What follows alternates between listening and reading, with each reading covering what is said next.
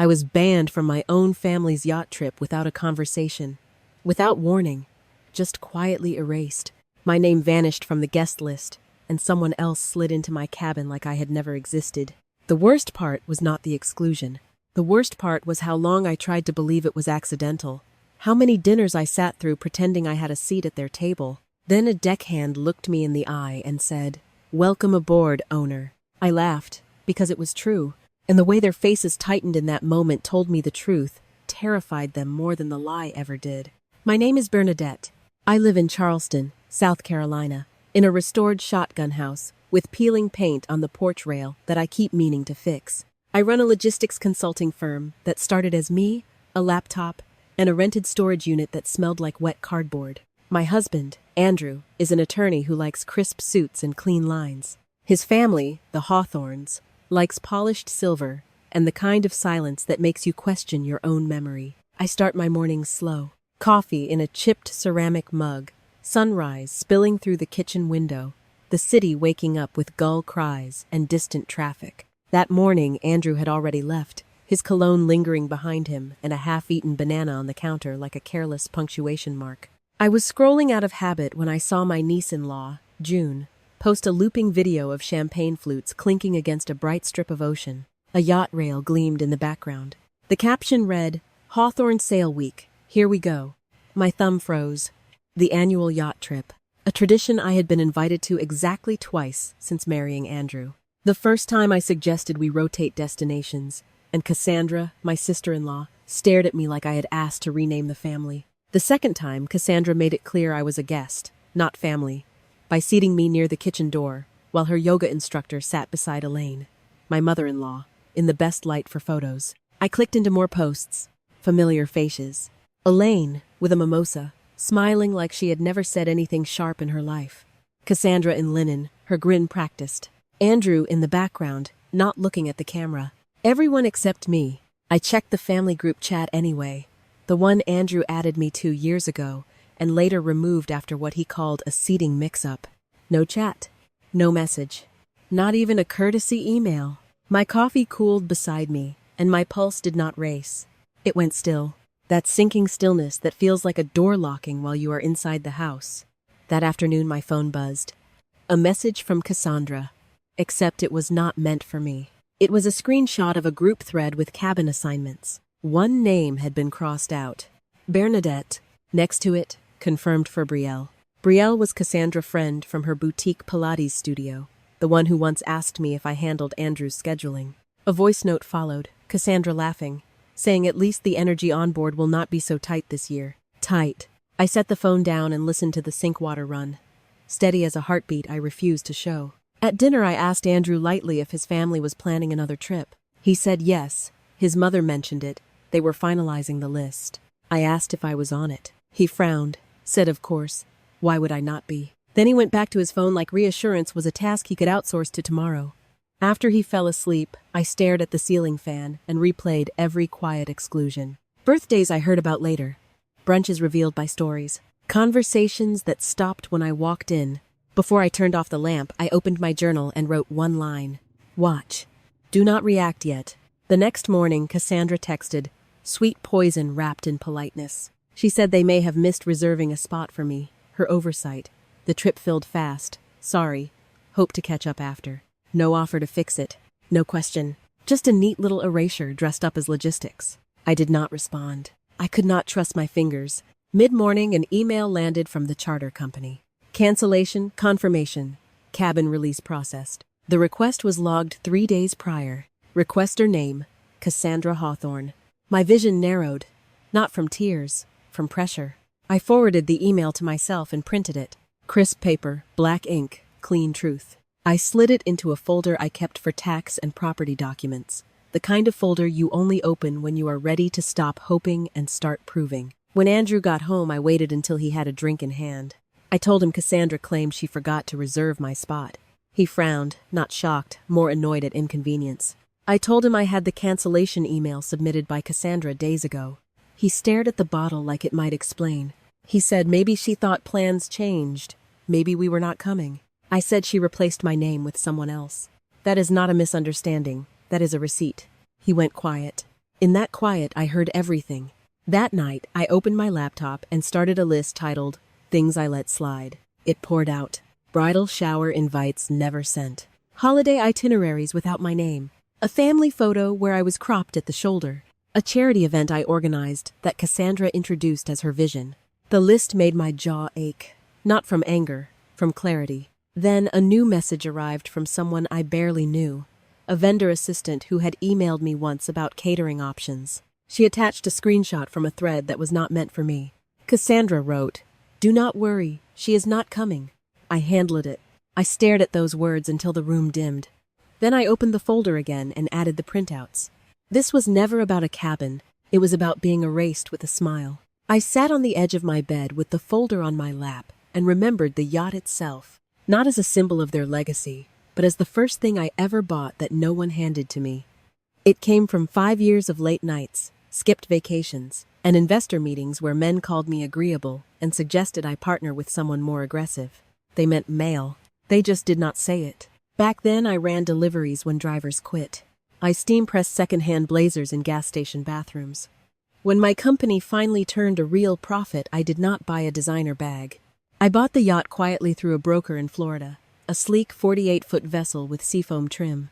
I named her Silver Halcyon because I wanted a calm place after years of turbulence. I signed the check with steady hands and felt a kind of silence settle inside me, the good kind.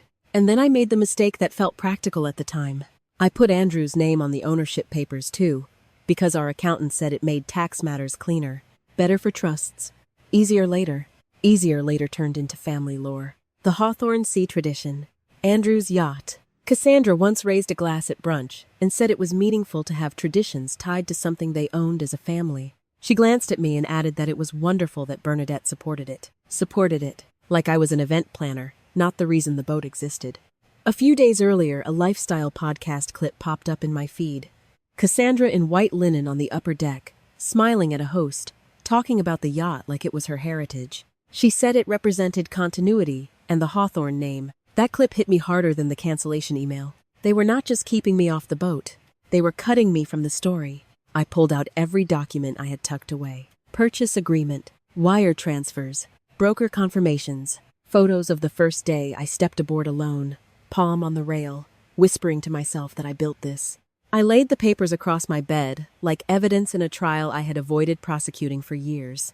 My resolve tightened, not hot, not loud, just steel. That evening, Cassandra went live during a candlelit family dinner. I did not search. The notification appeared like a dare. Long table, gold rim plates, soft music, a caption about legacy and love. Elaine beamed at the head of the table. Cassandra sat center.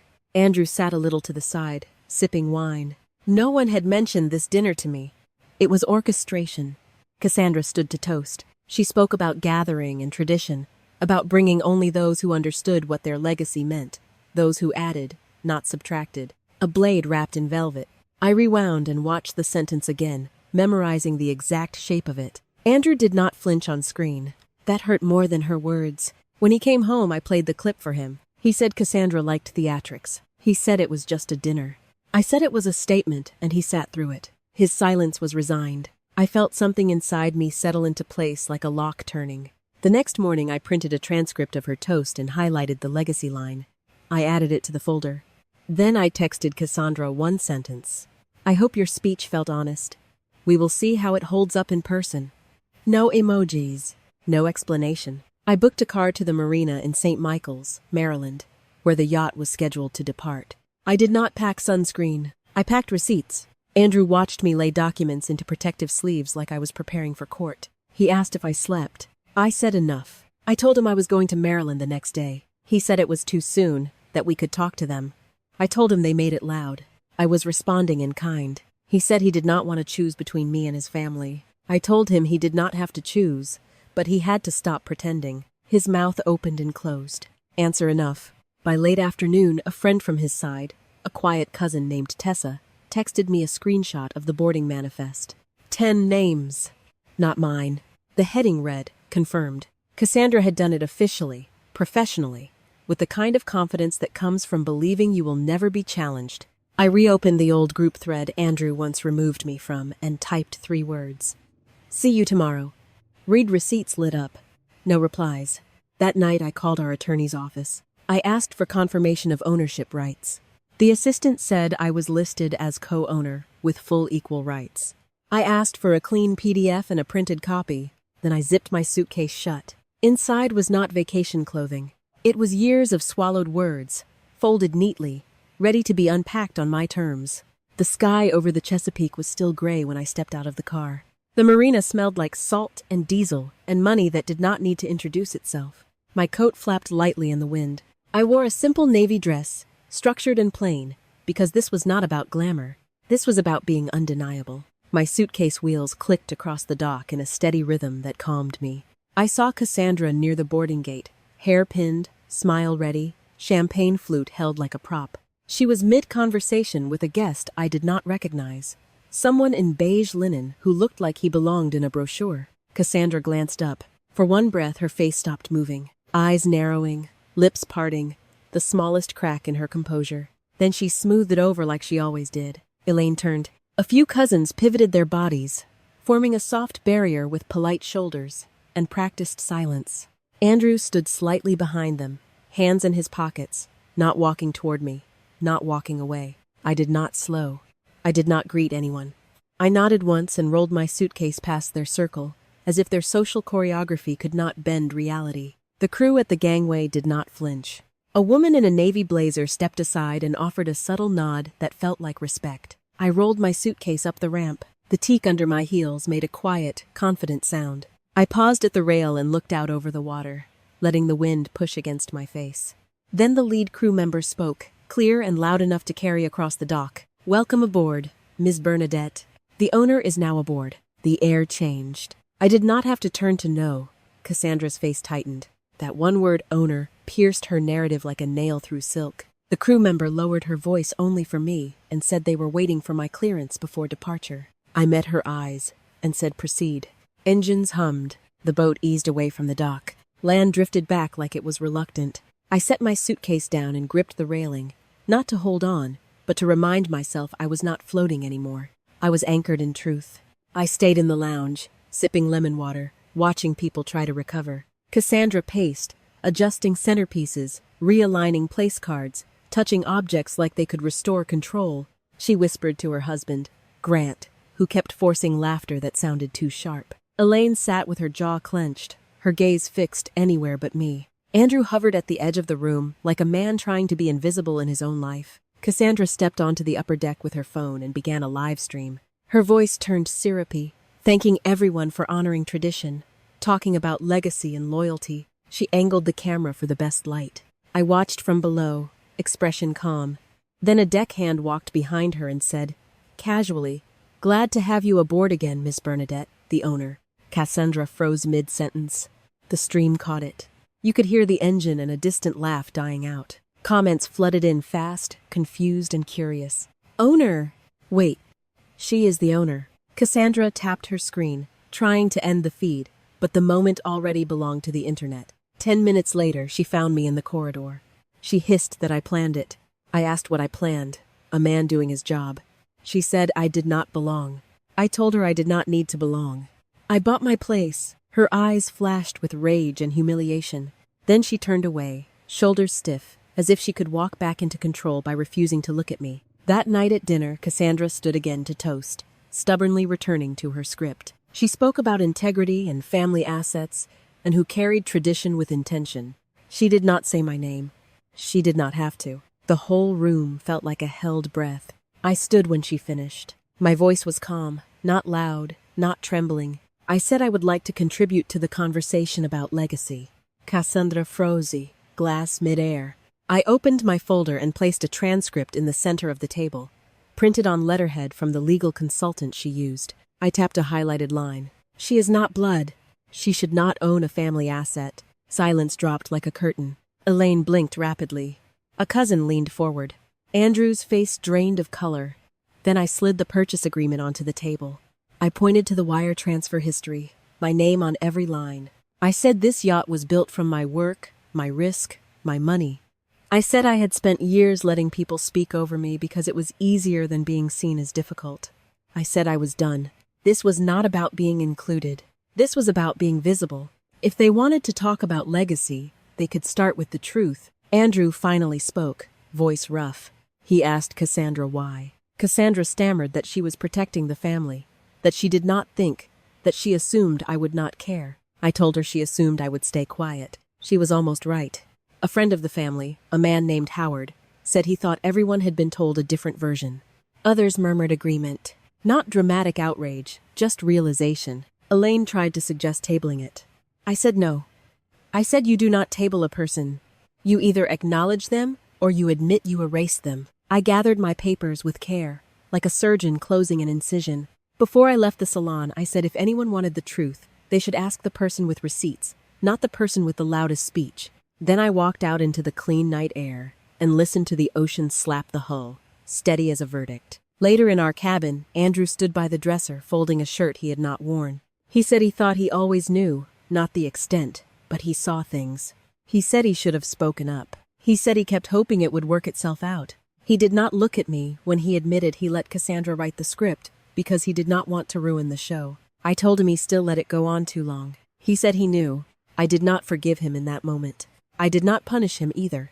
I simply let the truth sit between us, heavy and real, the way it should have from the beginning. The next morning, the yacht was quieter. People moved like they were careful not to disturb something fragile. Cassandra did not appear at breakfast. Elaine approached me later on the deck and said she did not see it before, but she did now. It was not an apology. It was recognition. I nodded once. That was all. By the time we returned to shore, the story had already escaped into the world through Cassandra's failed live stream and the whispers of witnesses. But the most important shift was inside me. I was not fighting to be invited anymore. I was choosing who deserved access to my life. A week later in Charleston, I hosted a Sunday brunch in my own dining room. Simple food, warm coffee, sunlight on the table. I invited a few people who had shown me quiet respect. Not everyone with a famous last name. Andrew made the coffee. He did it carefully, like a man learning how to be present. That afternoon, I found an old note from my father tucked into a keepsake box. It said, "Do not fight for a seat. Build your own table." I sat with it for a long time. Here is what I learned. Subtle exclusion trains you to doubt yourself. It turns your instincts into questions, and your dignity into something you barter for crumbs. The only antidote is truth, spoken plainly, backed by evidence, delivered without begging. When someone tries to erase you, do not scream into their performance. Step into the light and let reality name you correctly. If you have ever been made to feel like an outsider in your own family, if you have ever swallowed your voice to keep peace, I want to hear you. Tell me what your turning point was. And if you are still waiting for it, let this be your reminder. You do not need permission to take up space. You just need the courage to stop pretending you do not already own it.